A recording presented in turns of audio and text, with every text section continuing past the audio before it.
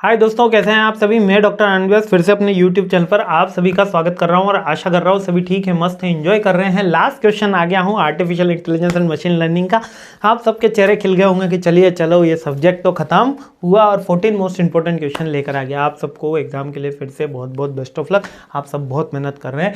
आ जाते हैं नेक्स्ट, पढ़ते हैं कंसेप्ट ऑफ कॉन्वोल, वापिस वही वर्ड जो मेरे को नहीं पसंद है, कॉन्वोल्यूशनल न्यूरल नेटवर्क। अभी अपन ने इससे जस्ट थोड़ी समय पहले जब आप सबने मेरा मजाक उड़ाया था तो कॉन्वोल्यूशनल न्यूरल लेयर के बारे में पढ़ा था। अब इसका नेटवर्क भी हो जाता है। सेम जो लेयर है इसको थोड़ा ब्रॉडर मैनर में नेटवर्क भी बना जाता है। वैसे तो न्यूरल नेटवर्क के अंदर एक लेयर है, लेकिन जब इसका ऑप्टिमम हमको लेना होता है तो कॉन्वोल्यूशनल न्यूरल नेटवर्क भी इसका नाम दे देते हैं। ये नेटवर्क क्या करता है, स्पेसिफिकली क्या करता है, आर्टिफिशियल न्यूरल नेटवर्क डिजाइन किया जाता है जो एनालिसिस करता है स्ट्रक्चर्ड वे को। जब हमको बहुत ज़्यादा कॉम्प्लेक्स डिज़ाइन करना होता है, कॉम्प्लेक्स एल्गोरिदम सॉल्व करना होता है और उसके साथ में हमको फिल्टर्स का बहुत बार यूज़ करना होता है, तो ये न्यूरल नेटवर्क में ये वाला एड ऑन कर देते हैं, हम कॉन्वोल्यूशनल न्यूरल नेटवर्क कर देते हैं। इसके अंदर सबसे फर्स्ट वही लेयर आती है, हमारी कॉन्वोल्यूशनल लेयर आती है, जिसका काम होता है फिल्टर्स करना, कौन सा आउटपुट कहाँ जाएगा, सबको अपने काम असाइन करना और अपने विड्थ और हाइट हायरार्की डिसाइड कर देना।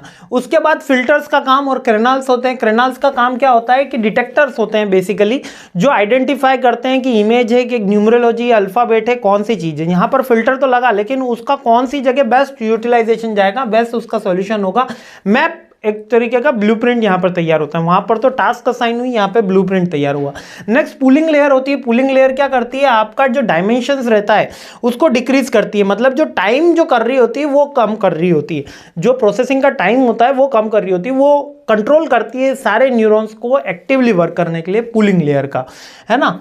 और उसके बाद फिल्टर्स, पूलिंग लेयर हो गया।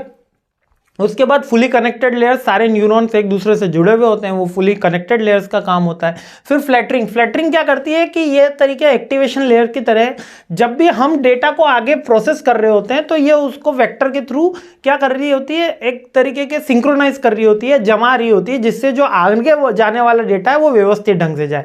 जैसे क्लास में मॉनिटर को बोल दिया जाता है कि भैया सबको एक लाइन में खड़ा रखो, तो ये फ्लैटरिंग लेयर वही काम कर रही होती है कि जो भी डेटा जा रहा है वो सिंक्रोनाइज वे से एक्चुअल जाए, जिससे कि वो प्रोसेस फास्ट हो जाए।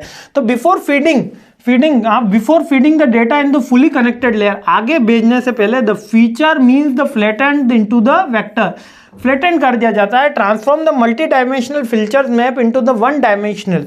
अब मल्टी को 4 लाइनें थी, एक लाइन बना दिया गया। हम मतलब वो फ्लैटनिंग का मतलब वही है, व्यवस्थित ढंग से रखना। अब वो 4 को 1 कर दो या 1 को 4 कर दो, डिपेंड करेगा। अब फिर उसके बाद आर्किटेक्चर होता है। आर्किटेक्चर OLR CNN डिजाइन करता है, जो automatically hierarchy learn from the raw input data. मतलब इनपुट डेटा तो हमारे पास बहुत सारा आया, उसको हमने आर्किटेक्चर में व्यवस्थित करा। फिर ट्रांसफर लर्निंग को क्या करा, प्री ट्रेन्ड CNN मॉडल्स होते हैं, जो उसको ट्रांसफर्ड को, जो डेटा आ गया है हमारे पास, उसको कन्वर्ट करने का काम और आउटपुट लेयर तक भेजने का काम करते हैं। अब एक नट शेल के अंदर बता देता हूँ, जो कॉन्वोल्यूशनल चलो एक बार पढ़ ही लेते हैं वापस से इसको कॉन्वोल्यूशनल लेयर जो है उसका काम ये है कि सबसे पहले डेटा को इनपुट करना, फिल्टर करना।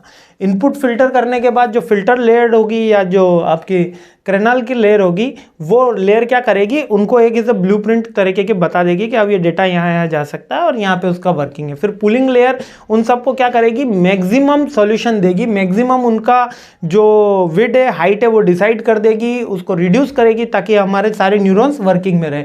फिर उन सबको इंटरली कनेक्टेड कर देगी। फ्लैटरिंग लेयर उनको एक सही ढंग में रख देगी ताकि हमको सही आउटपुट मिल सके। यही है ना। और आर्किटेक्चर में हमारे पास आउटपुट आ गया और last transferring learning MS output layer में हमको दिखने को मिल जाता है। यानी कि आर्किटेक्चर में वो प्रोसेस्ड हो रहा होता है, जो जम के आया हुआ होता है, और यहाँ पे भी थोड़ा जमता है, और ट्रांसफर लेयर में ये सारी चीज़ें हो जाती है। तो यही सारी की सारी ट्रांसफर लर्निंग है बेसिकली। ट्रांसफर लर्निंग यानी कि जो सारी लेयर से हमको आउटपुट में मिल रहा है। यही की एलिमेंट्स आप अच्छे से ध्यान रख लेना। ऑलमोस्ट अपन ने सब कुछ कवर कर लिया है। AI ML में बच्चे बहुत डरे हुए थे जब मेरा वीडियो नहीं आ रहे थे, तो मैं इसके लिए माफ़ी चाहूँगा। और फिर से कहना चाहूँगा कि यहाँ तक जितना हो गया है बहुत ज़्यादा हो गया है।